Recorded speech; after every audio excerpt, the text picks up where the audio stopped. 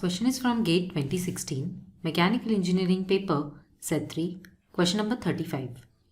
A beam of length L is carrying a uniformly distributed load W per unit length. The flexural rigidity of the beam is EI.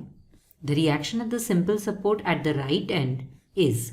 Let's look at what is the deflection at this point. Let us name this point as O and see what is the deflection at this point due to this UDL. First, let's consider another cantilever beam with the same UDL acting on it of intensity W. This beam due to the load will deflect something like this. Let that deflection be delta 1. Now consider another cantilever beam with the same length L. Both of these cantilevers are having the same length L, which is given for the given propped cantilever beam, and let this cantilever beam be subjected to a end point load at the free end, but in upward direction. Because of this point load, this beam will deflect upwards like this. Let this deflection be delta 2.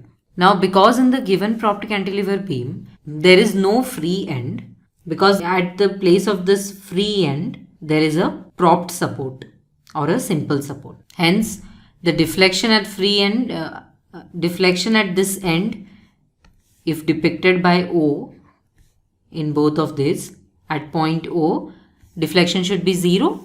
By superposition principle, if we superpose both of these cantilevers, one with the UDL and another with the upward point load at the free end, we will have deflection at point O. Deflection at O is equal to delta 1 plus delta 2. But this delta O is 0 in the given propped cantilever beam. So we can substitute. Due to the UDL, we have a standard result that the deflection delta 1 at free end is given by the UDL intensity W, length of the beam raised to 4 divided by 8 EI. WL raised to 4 by 8 EI. And delta 2, because of a upward point load, because the load is upwards, the beam hogs, and that is why we take the deflection to be negative. So it is negative of, let this point load be R.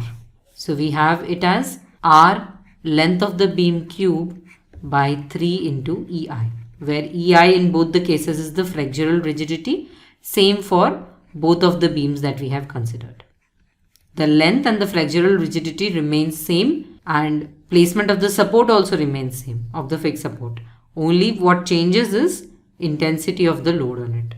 So by substituting values of delta 1 and delta 2, we have WL raised to 4 by 8 EI. This is minus RL cube by 3 EI. We can take it to the right hand side. It becomes positive RL cube by 3 EI.